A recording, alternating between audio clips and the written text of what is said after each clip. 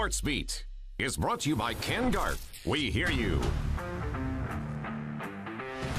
Sports Beat Saturday is live. I'm Sam Farnes. We're teamed up with Spencer Linton this weekend. Great to have you joining us for a loaded weekend show that we've got coming your way, including a Utah Jazz bounce back special at Disneyland, a new coach for the New York Knicks, and day 2 of the modified Major League Baseball season. We've waited more than 4 months for a Saturday like this, as in a Saturday full of sports, basketball and baseball, working in socially distanced harmony. And don't forget Utah native Tony Finau playing for big money on the PGA Tour again. Sam, enough setup. Let's bring the heat. Yeah, let's do it. Jazz. Yeah, let's do that. Yeah, 2 nights ago, you could easily see the Jazz. They were still kicking off a bit of that rust from a 4.5-month layoff. Today, the second of 3 scrimmages to help them get ready for the NBA restart, which happens in just 5 days. Head coach Quin Snyder challenging his team to shoot more threes in today's matinee exhibition special. So naturally, the guy who doesn't shoot threes had a monster game. Enter Rudy Gobert. Yeah, no doubt. Rudy is one of the most efficient offensive players in the NBA, and that's because a lot of his opportunities, well, they come right at the rim, right? How about Mike Conley setting him up nicely for the first dunk there in the first quarter? Donovan had a special connection with Rudy as well on that alley-oop.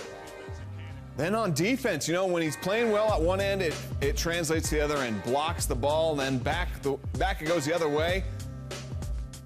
Another inside bucket after he cleans up the glass. Royce O'Neal feeding off it as well, slicing down the lane for the dunk. Later on, Emmanuel Mudiay, he can't control it, loses it off the glass, but of course, Rudy's there on cleanup duty to put it back in for 2 more. Big first quarter for Rudy. He had 11 points in the first quarter. All right, on to some second quarter fun. The vertical attack continues. O'Neal lob to Gobert for 2. Then watch this beautiful basketball. Jordan Clarkson on the break to Mudiay. Finds Mitchell. And bang, bang, bang. Jazz up 4 just like that. Donovan then sharing with Rudy. It's a professional relationship, folks. Gobert throws down. Donovan did have his rusty moments, but the hustle, well, that's in full midseason form. Behind the back save to Jordan Clarkson, then to O'Neal for 2 more. Game tied at 47 entering halftime.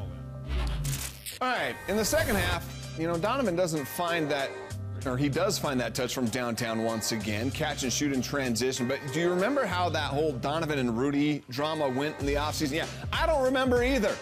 Another pretty lob for the easy dunk between those two. Question I'm having is Mike Conley going to be the one to pick up the scoring slack with Boyan out? He led the team with 15 shots in this game, made 7 of those. He was second on the team in scoring. Mike Conley had 17 points against the Heat. More Jordan Clarkson, please. He's my early pick for 6th man of the year, Sam. Clutch off the bench again. He had 17 points, including those 3.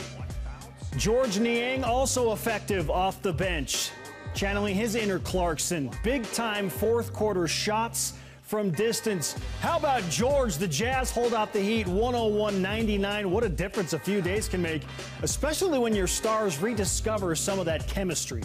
I thought both Mike and Donovan had great patience in the lane. Mike had a couple really good floaters. Donovan had a couple pull-ups. So when people do stay with Rudy, those guys are able to finish. And a lot of times, because of their patience in the lane, they were drawing people. And then they had Rudy for the lob.